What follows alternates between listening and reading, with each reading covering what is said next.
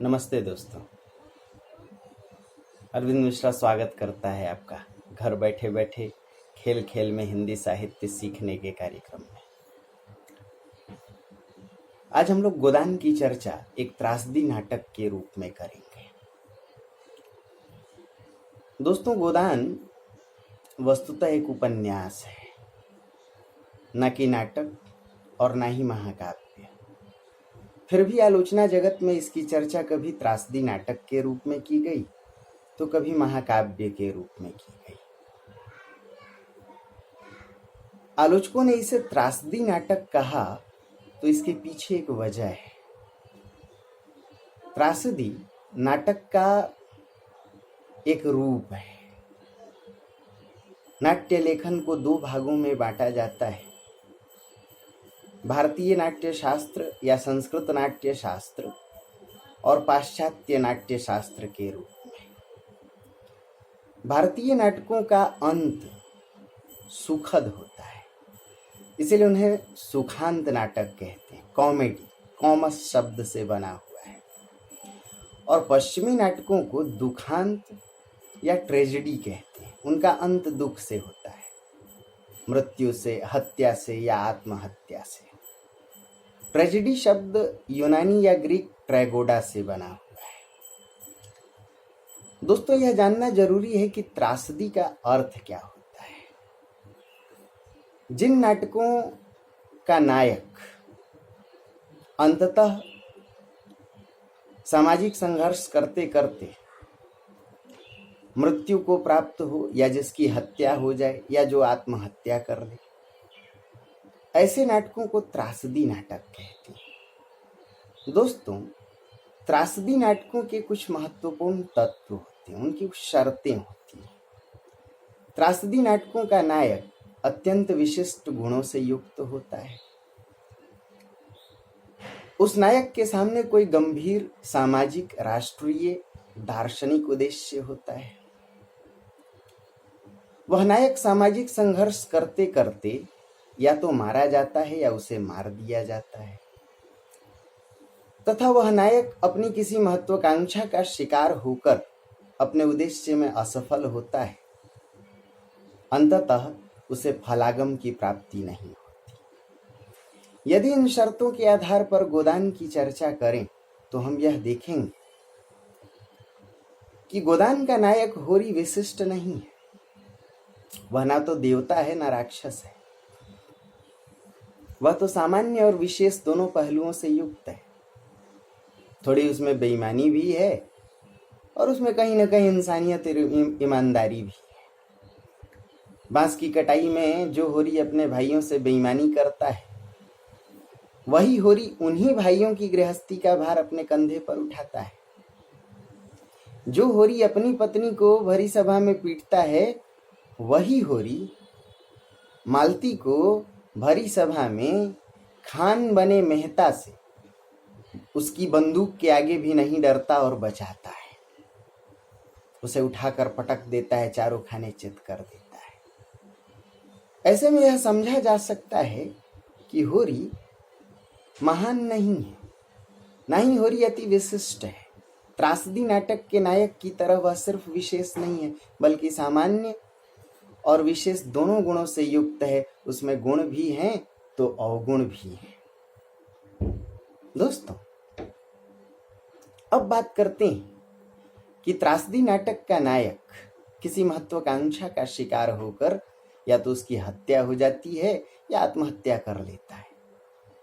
यदि गौर किया जाए तो गोदान का नायक होरी कहीं ना कहीं किसी महत्वाकांक्षा से ग्रसित है। जो सीमांत किसान जीवन भर दूध दही नहीं देख सकता, कहता भी है होरी, यहां तक कि धनिया भी कहती है कि दूध दही तो अंजन लगाने को भी नहीं है, तुम्हारे जैसे मर्द क्या खाक साठे पर पाठे होंगे। भला ऐसा किसान अपने दरवाजे पर एक पछाही गाय पालने का शौक रखे तो यह शौक निश्चित तौर पर महत्वाकांक्षा का रूप है। भोला महतो की गाय उधार ले आता है और यह गाय ही उसकी त्रासदी का कारण बनती है। विष देने से गाय तो मर जाती है, परंतु गाय न चुका पाने के एवज में होरी के बैल खोल लिए जाते हैं। ग्रामीण स्वनिर्भर व्यवस्था में, कृषि आधारित व्यवस्था में किसान बिना बैलों के अपाहिज ही होता है। ऐसे में निश्चित तौर पर होरी की महत्वाकांक्षा ही उसकी जान पर आफत बन के आती है। दोस्तों, त्रासदी नाटकों में नायक के सामने कोई गहन, व्यापक या गंभीर राष्ट्रीय सामाजिक दार्शनिक उद्देश्य होता है। यह समझा जा सकता है कि होरी का कोई उद्देश्य ऐसा नहीं है जिसे व्यापक कहा जा सके या राष्ट्रीय कहा जा सके। ये होरी तो कहता है, हम इस जन्म में राजपाट नहीं चाहते, भोग विलास नहीं चाहते, बस मोटा झोटा खाना, मोटा झोटा पहनना और मर्जाद के साथ जीना चाहते हैं, परंतु यह साध भी पूरी नहीं होती। ऐसे में होरी के पास कोई राष्ट्रीय या सामाजिक उद्देश्य नहीं है, यह तय है। हाँ, त्रासदी नाटकों की तरह ही यह नायक होरी अंततः लू लगने से मरता है। यदि इस उपन्यास के अंत में होरी की मौत है, तो त्रासदी नाटकों के अंत में नायक का मर जाना स्वाभाविक है। संभवतः होरी की मौत को, लू लगने से मौत को देखकर ही कुछ आलोचकों ने गोदान को त्रासदी नाटक की उपमा दी। दोस्तों, बेशक गोदान त्रासदी नाटक हो या ना हो, इसे उपन्यास कहा जाए या त्रासदी नाटक, यह अपने आप में विवादित है, परंतु इस उपन्यास में किसानों की त्रासदी अवश्य है। होरी जैसे किसान जिनकी यह धारणा है कि जो सुख किसानी में वह मजदूरी में कहां। होरी कहता है, हमसे बेहतर तो 10-10 रुपए के नौकर भी, परंतु जो मर्यादा, जो सुख किसानी में है वो मजदूरी में कहां। परंतु वही होरी अपने ही खेतों में बंधुआ मजदूर बनने को विवश हो जाता है, और तब उसके मन में यह प्रबल धारणा उत्पन्न हुई है कि मजदूरी करना कोई पाप तो नहीं।